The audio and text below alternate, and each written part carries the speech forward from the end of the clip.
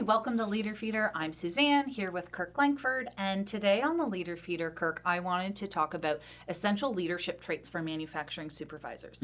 And because it was Martin Luther King Day last week, I just thought, he, of course, had some great leadership traits. Yeah. So to start the conversation off, what do you think are some essential leadership traits? Yeah. That's a big question, and of course we don't want our episodes to become 3 hours long, so I'm going to have to narrow it down to a couple things. There's probably 3 I'm going to bring up. I think the first 2 are ones that Greg Schinkel, who of course is the president and owner of Unique Training and Development and Snaps Frontline for Leadership. Greg. Snaps for Greg. Yeah, right.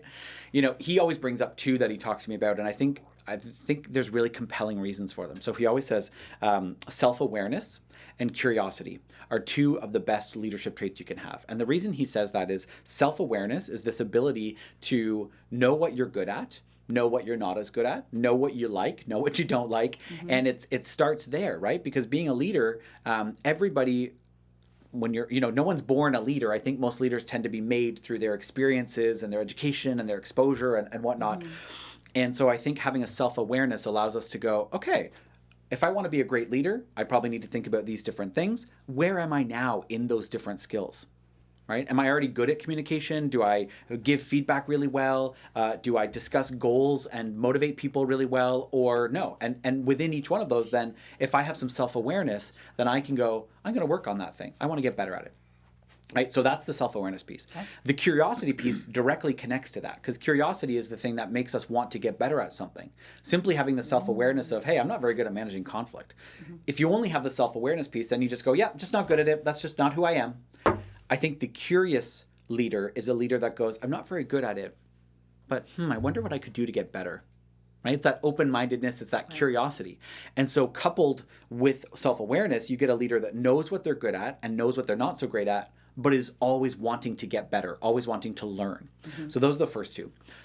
The third one that I think really connects to, we can look at managing conflict, we can look at emotional intelligence, I think we can look at providing feedback, we can look at cross-cultural understanding, we can look at 1,000 different other traits, right? Absolutely. But I think one thread we see through everything is communication, right? Every day you are communicating with your leaders, or pardon me, as a leader, you are communicating with your team every single day. And so I think it's so important that you maybe not master, but get good at communicating. And communicating isn't just how you communicate. It doesn't mean just how do you tell people stuff. Communication encompasses, for example, how well you listen. Right? Because communication is 2 ways. So how well you listen. Do you ask questions, or do you just talk at people? Do you engage in conversation and dialogue? So I would say self-awareness, curiosity, communication. Those would be my 3. Those are some great 3. Yeah. Thanks. Yes, of course. Like you said, we could have a 3-hour episode probably about all kinds of leadership traits. How would you say communication? I'm going to pinpoint the communication aspect, because I think this is the one that would resonate the most with the question in the teams. How would you say communication as a leadership trait would help you build trust and resilience among your team? Interesting question. Yeah. So how would it help? How does communication help build trust and resilience? I think communication is important in building trust, because part of communication is not just, again, how you communicate, but it's also what you communicate. So are you communicating the right information at the right time to the right people? Right? Sometimes leaders like to hold on to information. Maybe in some sense it gives them a bit of power and control, or they think it does. In other cases, they think, oh, my team can't handle this. I need to manage the flow of information for them. Kind of like a micromanager, a little bit, like what you're saying. Yeah. Sure, yeah. But I think it's becoming good at communication, and how it builds trust is by going, okay, I have to think about, what do I know? Who needs to know it? When do they need to know it? And sort of what amount of information do they need to know? How much do I need to maybe filter or limit or tell them what I know, right? And so I think that's a big piece of communication for leaders is acknowledging that and then communicating sort of effectively or accurately based on that. So that's how one way I would say you would build trust, because they know that when you have information that you should be sharing with them, you will share it with them, and not, oh, am I going to have to go and bug Suzanne for more because she tends to withhold information? No, I know that she's going to come to me proactively, and she's going to share information when she has it. So I think that's really how that connects into building that trust on the team. Right. Just talking about, that Suzanne is going to bring you, the right information, like you just said.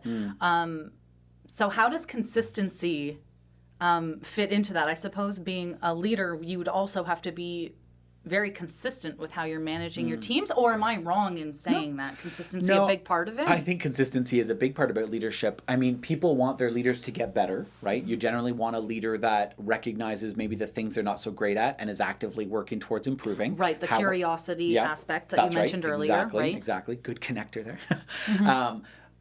But at the same time, we also want them, so we want them to be getting better, but we don't want it to feel chaotic, right? If I attend a leadership training, and what I say when I'm delivering our frontline leadership program, I say to the people in the training group, I say, folks, I'm not here to flip everything you do on its head and you become a totally different leader and you go back to your team like you've had some sort of ayahuasca retreat and you're like, I have the answer to leadership, and everything changes overnight. That will scare the heck out of your team. Of course. No one wants that. That's scary. Change is. We talk sometimes about how change can be scary. We would just scare all of our frontline leaders. And you'd have them go, I don't know what to expect, right? When we're too erratic or frenetic or unpredictable, that's a scary thing for a team member when they're leaders like that. So instead, they'd want you to come back from a leadership training course, for example, and go, I have some cool things that I think are going to help us do even better. Because they know that stuff is still going to be relatively predictable or consistent, but also better than it was before. So I think we're looking for small improvements, but consistency. And so how that relates maybe to communication, for example, might be maybe I have a check-in meeting with my staff every month or something, or I have a team meeting every shift, right? But the team meeting starts to maybe feel stale and it starts to feel a bit disconnected and people start to check out a little bit. I keep that meeting, for example, but I do something in the meetings or I change the meetings so that people get more value out of them. So the consistency is there, but it's getting better. Do you see what I mean? And that's the kind of thing I think you want to focus on, is that's where consistency is important, because it's how people can start to feel a sense of psychological safety and security, predictability and stability.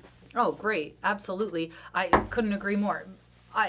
What's also, as you were talking, there's so many things that actually pop into my mind all at once that I feel like I could ask so many questions. But you were talking about, a safe space for people. So, and communication and being able to communicate. So I thought maybe I'd just kind of share this one story, because I worked, of course, for a different company, and I would go talk to my boss maybe about, things that were happening with where I was.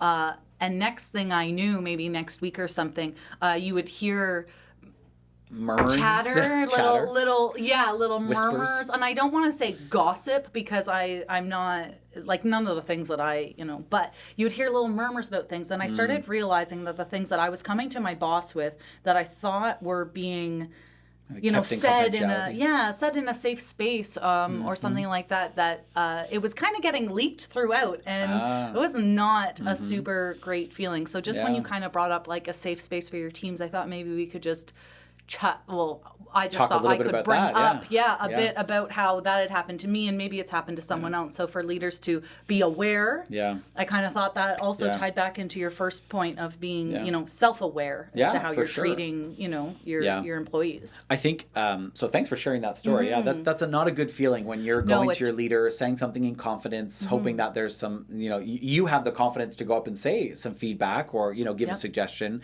to then find that everybody's talking about it, and not in a way that it was, I shared it with the team because it was a great idea, but more of it got leaked, like you said. That doesn't feel good. Yeah, exactly. I think that I think if you want to create a space with good psychological safety, it means you've created a space where people feel like they can come to you with their ideas, their feedback, their suggestions, even if they're not great, but they're not going to be ridiculed. They're not going to be told, that's a stupid idea. But I also think, like you said, it's the sense of, if I tell you something, it's going to be kept in confidence, if it needs to be. If it needs to be, of course. If it was an idea that if it's a great idea, we should go talk to someone about this. Yeah, but then there's a proper way to bring it to the team. There's a proper way to say, hey, Suzanne's come up with this awesome idea. So you're right. in talking about that self-awareness, it's asking yourself, am I someone that doesn't really take that very seriously at the moment, that sort of maybe confidentiality or creating that safe space for my people to come to me with stuff and to tell me stuff? I also think you asked about building trust, right? And I think building trust, you have to be able to, or rather one of the ways that you build trust is through having people tell you stuff, and it stays with you, or it only goes to the other people it needs to go to. So maybe it's HR, maybe it's, whoever else it needs to be told. So yeah, I do think there's a big piece of communication, which is, well, we talked about, saying the right thing to the right people at the right time. Well, if someone tells you something, you have to ask, who's the right person to tell this to? Maybe it's no one. Maybe it's, hey, I appreciate your feedback and suggestions. I'm going to think about it. And in the meantime, no one else that maybe shouldn't be getting out, for example. Absolutely. No. Well, thanks, Kirk. It was a great conversation today. And I mean, yes, we could have talked so much about, different leadership traits. This could be a 10-part series, right? Of course. I mean... it could be a 10-part. Yeah. You just hit me with something. I thought maybe it should be a 10-part series. Keep in mind, this could be a 10-part series. Thank you for joining us today on the Leader Feeder. I hope you have a great day. Bye.